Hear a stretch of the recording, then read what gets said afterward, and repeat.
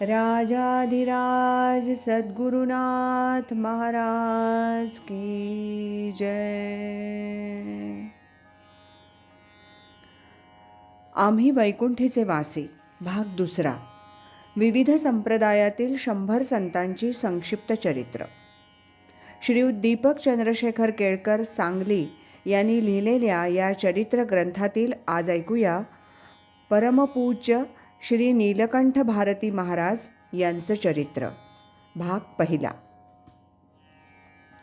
यांचा जन्म श्रावण वद्य अष्टमी शके 1804 म्हणजेच इसवी सन 1882 आणि निर्याण तिथी कार्तिक शुद्ध एकादशी शके 1906 म्हणजेच बुधवार दिनांक 16 नोव्हेंबर 1983. सातारा जिल्ह्यातील कोरेगाव तालुक्यात कोलवडी हे गाव आहे.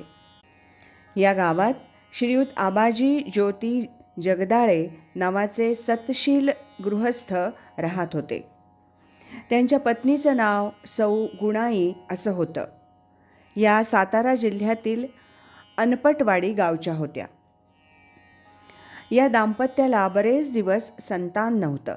संतान व्हावं एवढ्या हेतूनं त्यांनी कोलवडी गावानजीक असणाऱ्या ज्योतिर्लिंगाच्या दर पौर्णिमेला वाऱ्या केल्या आणि केवळ ज्योतिर्लिंगाच्या कृपेनं या दाम्पत्याच्या पोटी अनपटवाडी इथं श्रावणवद्य अष्टमी म्हणजे गोकुळाष्टमीला शके 1804 म्हणजेच इसवी सन 1882 या दिवशी सकाळी 9 वाजता पुत्ररत्न अवतीर्ण झालं. 12व्या दिवशी या बाळाचं नाव नीलकंठ असं ठेवण्यात आलं. हा नीलकंठ म्हणजेच आमचे परमपूज्य श्री नीलकंठ भारती महाराज हे होत. सौ गुणाई यांना साक्षात ज्योतिर्लिंगानं घोडेस्वाराच्या रूपात येऊन दर्शन दिलं होतं आणि मीच तुझ्या पोटी जन्म घेईन असं सांगितलं होतं. घरची परिस्थिती बेताची असल्यानं नीलकंठ भारती हे इयत्ता 4थीपर्यंत शिकले. कालांतरानं उदरनिर्वाहाकरता त्यांनी 1908 साली सातारा रोड इथल्या कोपर कारखान्यात नोकरी पत्करली. त्यावेळी त्यांना 10 पैसे मजुरी होती. पुढे ते लवकरच मुंबईला गेले आणि तिथं त्यांनी बॉम्बे पोर्ट ट्रस्टमध्ये म्हणजे गोदीमध्ये मुकादमाची नोकरी स्वीकारली.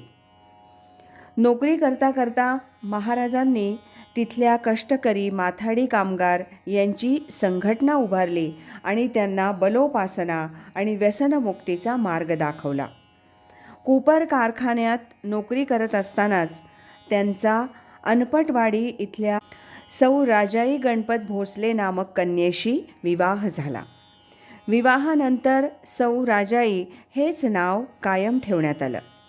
विवाहानंतर 1.5 वर्षात त्यांना पुत्रप्राप्ती झाली. त्याचं नाव हनुमंत ठेवण्यात आलं. सौ राजाई यांना गोदीतील कामगार आईसाहेब म्हणत असत. श्री नीलकंठ महाराज 6 वर्षांचे असतानाच त्यांच्या वडिलांचं देहावसान झालं. त्यामुळं त्यांच्या आईनंच काबाड कष्ट करून महाराजांचा सांभाळ केला. महाराजांच्या आईनं श्री सद्गुरू तात्यासाहेब वासकर महाराज पंढरपूर यांच्याकडून वारकरी पंथाची माळ घातली होती. श्री नीलकंठ महाराज हे लहान असताना आईबरोबर श्री वासकर महाराजांच्या दर्शनाला गेले होते. तेव्हा श्री वासकर महाराजांनी या श्री नीलकंठ महाराजांनाही माळ घातली. महाराज 12 वर्षांचे असताना त्यांची आई आजारी पडली. आईनं महाराजांना 4 धामचं तीर्थ आणण्यास सांगितलं. जवळ पैसा नव्हता. तेव्हा महाराजांनी आपलं शेत गहाण ठेवून 4 धाम यात्रा केली आणि तीर्थ आणलं. ते आणलेलं तीर्थ आईच्या मुखात घातलं आणि त्यानंतर आईनं देह ठेवला. केवढीही मातृभक्ती. श्री महाराजांचा मुलगा हनुमंत याच्या जन्मानंतर काही दिवसात महाराजांच्या पत्नी आजारी पडल्या. म्हणून महाराज पत्नीला घेऊन पत्नीच्या आजोळी म्हणजे फलटणजवळील धुमाळवाडी इथं आले आणि तिथं आल्यावर काही दिवसातच सौ राजाई यांनी इहलोकीची यात्रा संपवली. यानंतर मात्र महाराजांच्या जीवनाला कलाटणी मिळाली. ईश्वरी साक्षात्कार व्हावा अशी ओढ निर्माण झाली आणि यातूनच ते परमपूज्य श्री वास्कर महाराजांच्याकडे गेले आणि संन्यास घेण्याबाबत मनोदय त्यांच्यापुढे व्यक्त केला. श्री वास्कर महाराजांनी त्यांना सोनंद या गावी जाण्यास सांगितलं. या सोनंद गावी दशनामपंथी श्री गोविंद भारती महाराज होते. नीलकंठ भारती महाराजांनी सोनंद गावी जाऊन त्यांचं दर्शन घेतलं आणि त्यांच्या सेवेत तिथंच राहिले. श्री नीलकंठ महाराजांची वैराग्य वृत्ती, निष्ठा आणि सेवाभाव बघून श्री गोविंद भारतींनी त्यांना दशनामपंथी संन्यास दीक्षा दिली आणि त्यांना तपश्चर्येसाठी गाणगापूरला जाण्यास सांगितलं. याप्रमाणे त्यांनी गुरु आज्ञेनं गाणगापुरी येऊन 36 वर्ष खडतर तपश्चर्या केली. तपश्चर्येच्या पहिल्या 12 वर्षात ते फक्त 5 घरं भिक्षा मागत असत.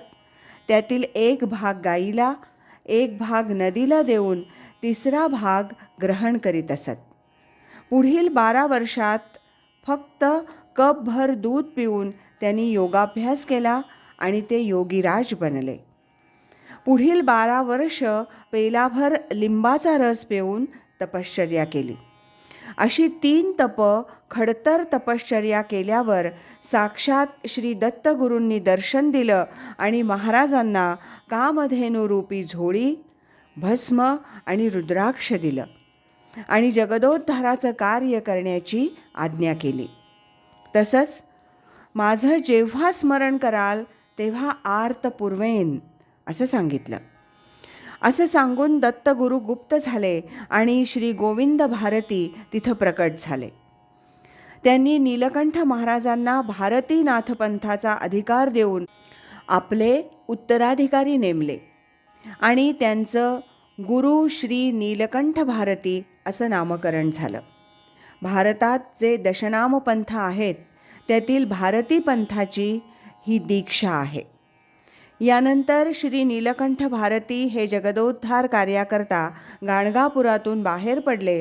तिथून भ्रमंती करत सोनंद, धुमाळवाडी, किन्हई, फलटण, अंबले, बर्गेवाडी इत्यादी ठिकाणी वास्तव्य करून ते श्री विठ्ठलवाडी इथं कायम वास्तव्यास आले. बरेचदा ते सांगलीसही येत असत. श्रीमद भागवताच्या आधारे त्यांनी बायोगॅस संशोधन आपले शिष्य श्री दाजीसाहेब महाराज यांच्या हस्ते करवलं. याला आंतरराष्ट्रीय स्तरावर महत्त्व प्राप्त झालं. सरकार दरबारी याचं योग्य मूल्यमापन होऊन त्याला चेंबर ऑफ कॉमर्सच्या माध्यमातून हरिमालिनी पुरस्कार तत्कालीन रिझर्व्ह बँकेचे गव्हर्नर डॉक्टर मनमोहन सिंग यांच्या हस्ते प्राप्त झाला.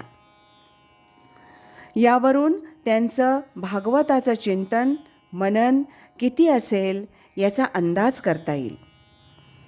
श्री नीलकंठ भारतींना भक्तगण बाबा म्हणत. ते संत मार्गीचे वाटाडे होते. पंढरपूर, ज्योतिबा, गाणगापूर, नृसिंहवाडी इत्यादी त्यांची नित्यदर्शन वारीची ठिकाणं होती. ज्ञानेश्वरी, एकनाथी भागवत, भावार्थ रामायण, हरिविजय, शिवलीलामृत इत्यादी ग्रंथ त्यांच्या आवडीचे होते. ते स्वतः या ग्रंथाचं पारायण करीत आणि भक्तांनाही पारायण करण्यास उद्युक्त करीत. त्यांची रसाळ वाणी अमृतवाणी होती. त्यामुळं श्रोते मंत्रमुग्ध होऊन जात. अनेक निरक्षरांना देखील पारायणाची दीक्षा देऊन त्यांनी साक्षर बनवलं.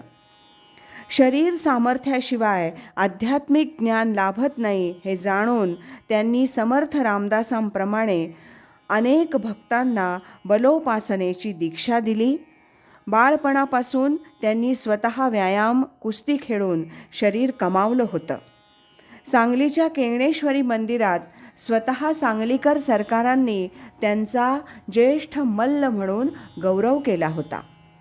पारतंत्र्याच्या कठीण काळात त्यांनी सर्वसामान्य लोकांना देशप्रेम आणि बलोपासना शिकवून त्यांची राष्ट्रनिष्ठा जागवण्याचं मोठं कार्य केलं. श्री नीलकंठ भारतींनी स्वतः भारती पंथाचे असूनही त्यांनी दत्तात्रेय, श्रीराम, विठ्ठल रुक्मिणी इत्यादी देवतांची 70हून अधिक मंदिरं बांधली. हा होता परमपूज्य श्री नीलकंठ भारती महाराज यांच्या चरित्राचा भाग पहिला. राजाधिराज सद्गुरुनाथ महाराज की जय.